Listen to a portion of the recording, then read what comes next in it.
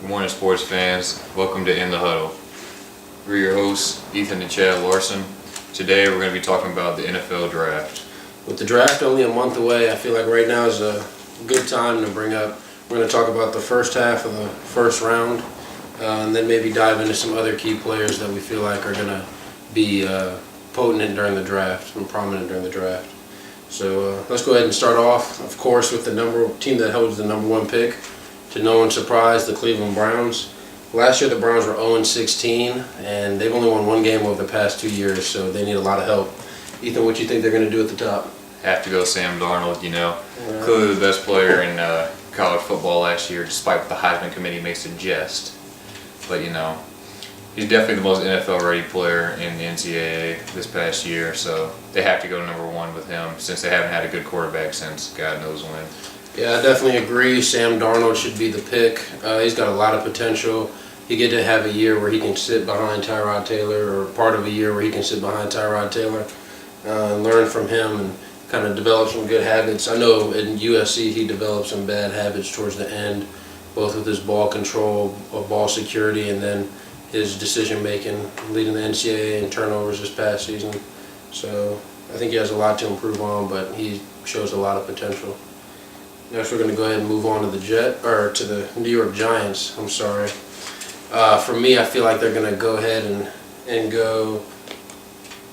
I say Saquon Barkley, the running back from from Penn State. Barkley, probably one of the most electrifying players in college football.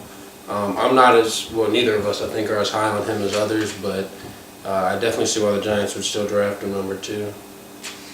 Personally, I think they need to do is get a quarterback, but since the people in New York are under some God complex with Eli Manning because he won 2 titles 10 years ago, then they still think that he's one of the best quarterbacks in the league. Personally, if I was on the Giants staff who's making this pick, I would either take Rosen or Allen, but I think they might go defensive, honestly, because just traded away one of their best defensive players, that is. Jason Pierre-Paul. Obviously they have like Eli Apple, who's pretty good also. But I think they might go Brad Chubb early. Bradley Chubb, defensive end from North Carolina State. Yeah. Had a phenomenal year this year for sure. So, which would make sense as to if they traded Jason Pierre-Paul away to make room for him. But they're 2 ends. But what you gonna do? True. A lot of people have Bradley Chubb ranked very high, like 1, 2, 3 on their big board of overall ranking for the players. So I could definitely see them, if they look defensive, to go Bradley Chubb. And then Jets up next acquired the pick from Indianapolis. Why they would trade away their pick after the last year they had, I'll never know. But I think they're gonna go. I think they have to go quarterback. Yeah, I agree. Question for them really is just which one. Right now we have Rosen, Mayfield, and Allen still on the board. So not Mayfield. Please don't pick Mayfield. Actually, please pick Mayfield, because if you take Mayfield number 3, you deserve to lose all the games you're gonna lose. Yeah. So with that being said, I feel like the best bet for them is Josh Allen, the junior from UCLA. He had a pretty good year this year. Everyone remembers the miraculous comeback he led against Texas A&M opening week. And then battled through some injuries. He was in concussion protocol for a long time at the end of the year, so didn't really finish out his career the way he wanted to. But I still think he's the most NFL-ready quarterback for sure, and he has a lot to bring to the Big Apple. What about you? Yeah, Josh Allen, like you said, great player. Between him and Josh Rosen, 2 very different types of quarterbacks. So really depending on what kind of philosophy the Jets are going to try and play with, are really going to depend on who they take, because Josh Allen, much better thrower, I think, than or more of a big ball thrower, a lot more so than Josh Rosen. Josh Rosen, though, seems a little bit more intelligent than a lot of the guys in the draft, or a lot of guys that have come through in the draft over the past few seasons, and also able to pick out those short passes. So just depending on what they're going to want to do, then I think it really depends. I think it's definitely going to be between Allen and Rosen in that number 3 spot. For sure. Number 4, the Cleveland Browns, who acquired that pick from Houston. Again, Houston, what are they doing trading away number 4? Nobody knows. Maybe they feel bad for the Browns. I don't know. I think they had a smart pick. I mean, they used that pick that they got to pick up Deshaun Watson, who's, before he got injured last year, showed he was probably one of the best quarterbacks in the league, especially best young quarterbacks. So I actually don't mind the trading away of the pick for Houston. Honestly, it's probably more fault on the end of the Browns, saying why are they trading anything away to get more picks when they haven't done anything with them for the past 10 years.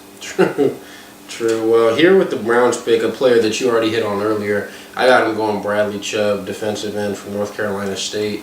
Kind of exactly what you said earlier. He's a complete 3-4 defensive end, can also be a 4-3 end. He has the ability to pass or rush the passer, as he showed at NC State, and then can also come up big and run support. So very versatile player. I feel like he'd be a good fit for them. Yeah. Also give him another weapon opposite Myles Garrett on the defensive line. So. Well, a lot of people have them going, if Saquon Barkley hasn't been taken by now, them going Saquon Barkley, but again, I'm just not very high on him. I haven't seen it. I mean, he had it like the first 5 weeks of this season, and then, I mean, people were saying he was a definite Heisman lock like first 4 or 5 weeks of the season, and then basically didn't hear from him again for the rest of the year. Yep. So I just don't think that that's going to be, he's going to be able to sustain, if he can't even sustain it over an NCAA season, I don't know how he's going to be able to sustain over an NFL season, especially since they're going to need him to make an immediate impact. I can definitely see them going here with more of the more sure lock players here, like kind of like a Quentin Nelson or a Minkah Fitzpatrick, who a lot of people are saying are more not safe picks, but picks that are just have no bust potential whatsoever. For sure. So I can definitely see them going Quentin Nelson or Minkah Fitzpatrick right here, especially since their defense isn't really widely talked about. Over the past few years, they've been connected with or linked with a lot of quarterbacks and running backs. Maybe they're have a different philosophy this year and actually go defensive or on the line, especially having lost Joe Thomas. I know Quentin Nelson's a guard and Joe Thomas was a tackle, but still, they would definitely need shoring up on that O-line, especially if they're going to have a rookie quarterback like Sam Darnold. For sure. Well, moving on to the fifth spot, we got the Denver Broncos. Denver, obviously, they tried to shore up their quarterback situation. They picked up Case Keenum in the offseason. Do you feel like that was good enough for them to solve, or do you think they're still going to go quarterback here? I feel like it is good enough, but I feel like that they sort of hold themselves to a higher standard because they had those first few years, or those few years recently where they were able to make the playoffs and even advance a few times with Peyton Manning and Tim Tebow. But still, I think that they will not think it's good enough. Though Case Keenum is a good quarterback, he's also playing on a very good Viking team with a very good defense. So that kind of helped pull him along in the playoffs. So I still think they're going to go quarterback here. So if they go quarterback, are you taking Josh Allen, or are you going to go with whichever one the Jets did not take? Okay. The Broncos are going to take. Yeah, I agree completely. I think that for me, that leaves them with Josh Allen, the junior quarterback from Wyoming. Kind of fits that northern climate, especially playing at Wyoming and having that big arm. For sure, and I think that big arm, especially in that altitude, the ball will be able to sail even farther for him. I think he'll definitely thrive. He'll definitely sit right away with Case Keenum starting, and then he'll probably come in later on in the season too. I could see him starting in the last few weeks. Yeah, especially if they're not doing well. I could see him, like if they start off with like only 2 or 3 wins the first half of the season, I could see them just saying we'll just use the rest of the season and give Allen just some looks just so he can get NFL ready for next year. Yep, and I know John Elway definitely loves Josh Allen. He was at his pro day. He was at his bowl game. He was on the sideline for the bowl game, where Allen was phenomenal. He threw 4 touchdown passes. I think it was over 300 yards. And then the Broncos staff was actually the ones that coached him during the Senior Bowl, so got even more exposure with Allen. So I think they're really set on him if he's, like you said, if he's available for them at 5. Yep. And next up is the Bills, who Colts. Oh no, the Colts. Yeah. Okay. Sorry, I'm reading a mock draft here who thinks that the Colts are going to trade it away to the Bills, which I could definitely see happening, especially the Bills, who right now their starting quarterback is A.J. McCarron. They need to get into that quarterback race, especially with so many quarterbacks going high in the first round. I could definitely see this happening because, like I said, A.J. McCarron's never really been a starting quarterback in the league, and I can definitely see them going for a Baker Mayfield, especially since they've been playing with Tyrod Taylor, who's kind of not a similar player, but they have similar kind of things they like to do. They like to be mobile, they like to run around, and they can still make most of the throws, but they're not really as refined as like a Josh Allen or a Sam Darnold as far as throwing ability. Yeah, I definitely agree with what you're saying. The only thing is, for me, I just don't see the Colts, a team that needs immediate help they have a glaring weakness on the offensive line, and I feel like here they have the perfect fit. Quentin Nelson. Yeah, Quentin Nelson, the guard from Notre Dame. Most people have him 1 or 2 on their big board. He was probably the best college player that I've watched this year. I know that's strange to say about an offensive guard, but he was dominant. I just saw him shut down, defensive tackles, defensive ends just throughout the season. Never really saw. He's a mauler. He can definitely open up running lanes. And the Colts' biggest thing right now is to keep Andrew Luck healthy. So if they have the chance to take Quentin Nelson at 6, I think they should for sure go for it. Yeah. Next up is the Buccaneers. Tampa Bay. The guys. Tampa Bay. Here's another, another opportunity for Minkah Fitzpatrick to go.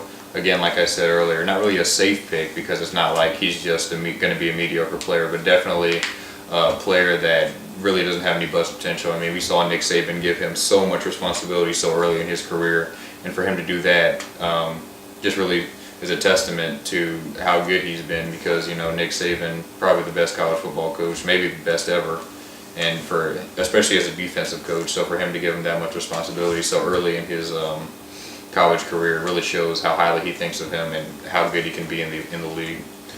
Yeah, I'm in lockstep agreement. I think Minkah Fitzpatrick, the defensive back from Alabama, another junior, I think he's for sure going to go ahead and go here.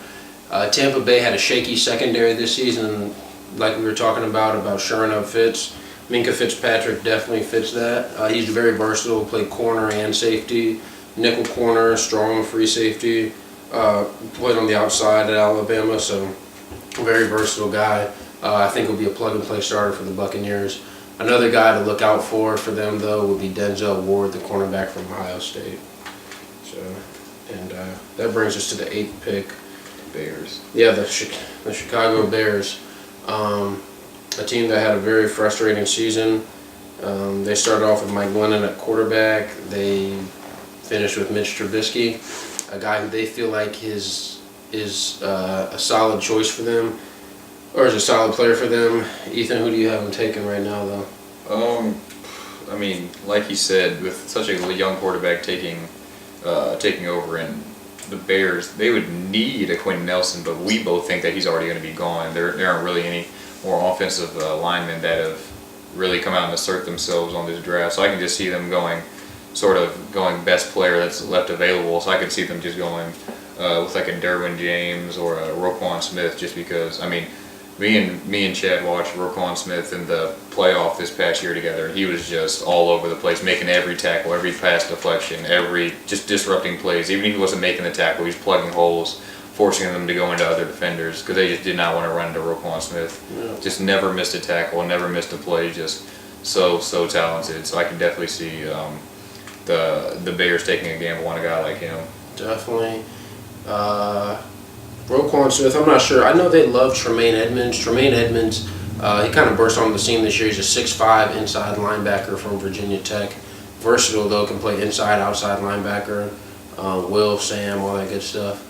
And I know the Bears like a player with his profile because 6'5" inside linebacker, he's able to see over the defense for the most part. So that's one of the things. Another former Bears great linebacker, Brian Urlacher, when he was coming out of New Mexico, he had that size as well. So I definitely agree that they're going to look linebacker. I just feel like they'll go Tremaine Edmonds, but Roquan Smith also pretty high on their board, I'm sure. Yep. That'll move us down to San Francisco 49ers, number 9. Niners finished the year hot. I think they won like 5 in a row to end the year. Oh boy, Jimmy G. Yeah, the guy Jimmy G. They definitely found themselves a quarterback in Garoppolo, so that's not even going to be an option for them. What do you feel like they're going to get, though, to build around Garoppolo and maybe help that defense a little bit? Well, having picked up, what's his name last year, the linebacker, Reuben Foster, Foster year, from Alabama. who didn't have a breakout year, but you can definitely see that he's going to he's going to be a good player in the NFL for years to come. He had some problems at the draft last year as far as, I think he failed a drug test or had an inconclusive drug test or something like that. Yeah. So, but I could definitely see them going back to the defensive side of the football and picking up either one of the players I just named, basically like I kind of said with Allen and Rosen, whichever one that they don't pick up between James and Smith. I think they're going to pick up the other one here. Yeah. The 49ers pick. Yeah, a guy who I could definitely see going here would be Denzel Ward, the junior corner I talked about a minute ago from Ohio State. He really hasn't, he really burst onto the scene this year as a junior. Tall corner, I think he's about 6'1", a little lean though, about 180, 190 pounds. So I would definitely see Denzel Ward going here. He's a shutdown, probably definitely the best corner in the draft in my opinion. Only thing I don't like about him is that he shut himself down for the bowl game last year. Hate to see that from young players, but it is what it is. But now moving on to number 10, Oakland Raiders. Shout out to our dad. He's a huge Oakland Raiders fan, so hopefully they get someone where they won't be picking this position next year. What do you think? I mean, we watched them play a few times last year, especially when they played against the Cowboys. Well, I watched that game a lot, or basically the whole game, and their defense just looked so shaky. It was more the Cowboys shooting themselves in the foot rather than their defense actually playing well. So I think they're going to go defensive too, but just so many players, so many defensive players on this list. I mean, they could go basically anywhere. They could go Maurice Hurst, Harold Landry, Vita Vea, just so many people that basically they could go that they just need any type of help on defense. Again, Derwin James, if the picks before them end up taking up Denzel Ward, basically just any defensive player. They just need so much defensive help because they have Derek Carr and some other good offensive talent, but they desperately need defensive talent. Despite having a good player like Khalil Mack in there, they're going to need a lot more than just him. Yeah, kind of to go along with Khalil Mack, I had them taking Roquan Smith, the inside linebacker from Georgia. That 3-4 scheme, or I'm not sure what scheme Oakland plays, but Roquan Smith can fit as a 4-3 outside linebacker. He can play 3-4 inside. I feel like he's a tackling machine. We really saw him dominate this past year at Georgia, especially in the biggest games of the year. Huge play after huge play in the Oklahoma game, and came up with a lot of big plays, even though they ended up losing in the national championship to Alabama. Yeah, it was sad times. And then that moves us on to the Dolphins at 11. Again, another team that's cut a big player at a position, so you pretty much expected them to just try and fill that through the draft. They cut in Ndamukong Suh, so I'm looking again for them to either draft Maurice Hurst or Vita Vea. That's really the only possible spot I could see them having cut such a talented player at that position. Yeah, definitely like you said, Sue is talented. You just owed him a whole bunch of money, and I expect them to definitely fill that role.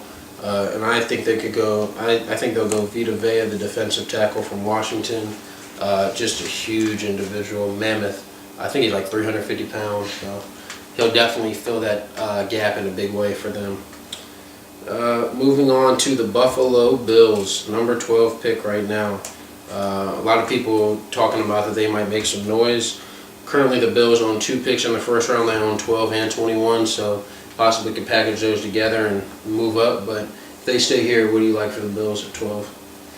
The Bills, I mean, again, like I said, they desperately need a quarterback. So, I mean, A.J. McCarron is never going to cut it. So I just think that if Baker Mayfield's already been picked and then the 3 obvious ones are going to go in the top 3 or 4, then I think they have to go Lamar Jackson here if he's still available. I mean, I cannot see them winning any games with A.J. McCarron. I loved A.J. McCarron in college, but with that Alabama team being so stacked, he's not going to have that same thing with the Bills. So they're going to need someone who's just talented, can make his own pass, make his own play. So I think they're going to have to either go Lamar Jackson or Baker Mayfield, depending on who's available here. Yeah, I definitely see them going with Baker Mayfield. I have him still available right now. So a lot of people say they might be trading up to get Baker. I think he'll still be available for them at 12. But like you said, quarterback, a huge position they have to address. A shaky, I mean, all they have right now, A.J. McCarron and then Nathan Peterman, who threw 5 picks and was only start last year. Didn't even play the whole game, threw 5 picks. Yeah, so it's definitely something they're going to have to address. And that takes us to 13 with the Washington Redskins. Shout out our boy Chase. The Redskins were dreadful to watch last year when I had to watch them play against the Cowboys twice. I mean, it was just so poor on the defensive side. So I think they need, since they have the worst corner in the league, DJ Swearinger, I think they're, I'm kidding. Yeah, I think they're going to have to go defensive again, which I can see them taking a defensive lineman, which again would either leave them with Hurst or Vita Vea, whichever one that the Dolphins did not take. I believe that they're going to take the other one of the other, whichever one the Dolphins did not. Yeah, I definitely agree that they're going to stay defensive. I have them going with Derwin James. Pretty sure he's still available. Yeah, Derwin James, the safety from Florida State. He had a very up and down career at Florida State. His freshman year burst onto the scene. People were talking about him as possibly the #1 pick when he eventually decided to declare. Sophomore year, he had that, of course, really bad knee injury that in the first game of the season kept him out the rest of the year. And then this past year, very up and down season, Florida State, pretty terrible year. So I definitely see them, but I see James being one of those guys where with today's NFL, you can plug him all around the field. He's a big guy, so you can play him at, you can maybe get away with playing him at inside linebacker in certain sets, sub packages. So I definitely like Derwin James to the Washington Redskins at 13. Yep, and then now we're going to move on to the Green Bay Packers, who have the 14th pick. I'm going a little players that are available a little bit later in the draft to most mock drafts. They obviously just cut Jordy Nelson, who has been their staple for years. Yep. Up in Green Bay. So I can see them going wide receiver. I can see them going Cortland Sutton or Calvin Ridley, whichever one they like more, because they just need that deep threat again. You know, I know Calvin Ridley, a very quick receiver at Alabama. You know, he's been doing good things there for a couple of years now. And then Cortland Sutton at SMU, you know, just a safe pair of hands. A very, very good receiver who a lot of scouts have very high opinions of. Yeah, I think the biggest need right now, I like your pick with receiver to fill Jordy Nelson, but I think their biggest need right now is definitely going to be defensive line. They have to find someone who can pressure the quarterback, because last year their pass rush really kind of non-existent.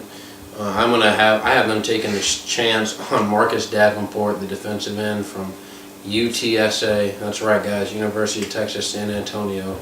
Very small school, D1. Don't get me wrong, D1 school. But he burst onto the scene after the season, especially. People loved his Senior Bowl week, like some of the stuff that he's done in some of these workouts. So I have Marcus Davenport, who is a fast riser, I would say. Have him going right there to the Packers at 14. Fast riser is always dangerous, though. I mean, last year we saw who the fast riser was, or we saw people saying Mitch Trubisky, second, maybe third round, right after the end of the season, and then, I mean, with the pro days and the work and the combine and stuff like that, his draft stock went up and up until he got #2, and I don't think anyone's crying that they didn't get him this year. So I don't know, always dangerous when people's draft stock rises after the season as opposed to during the season. For sure. And now the last pick that we're going to talk about is the Arizona Cardinals at 15. Now Cardinals, you know, Sam Bradford they have now at quarterback, and you know how much can you rely on him? Not really that much. So they're definitely going to go with Tyrone Swoops here. I'm just kidding.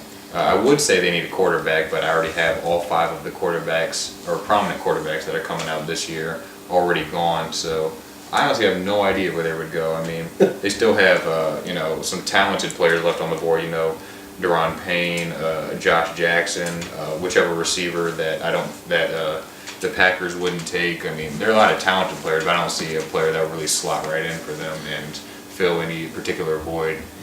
Yeah, I mean, for me, I still have Lamar Jackson available on my board, so I'm going to go ahead and give him to the Cardinals. Jackson, another guy who, at the beginning of the draft process, people were talking, you know, top, or, you know, maybe first round, end of the first round, he could sneak in, team trade him back into the to the end of the first to get him. But I think people just can't ignore the talent that he has, and I think he's really going to be a big-time player for Arizona. Hopefully he'll be able to learn under under Sam Bradford for a couple games before they throw him in there. Ideally a whole season, but you never know. So with that, I think that'll conclude today. We want to thank you guys for tuning in. Join us tomorrow. We're going to go over the rest of the first round, maybe, or maybe we're going to do something else. You got to watch to see. Don't forget, like, subscribe, comment what you guys want to see us talk about, and share the video with your friends. Thanks, guys. Yep, thanks.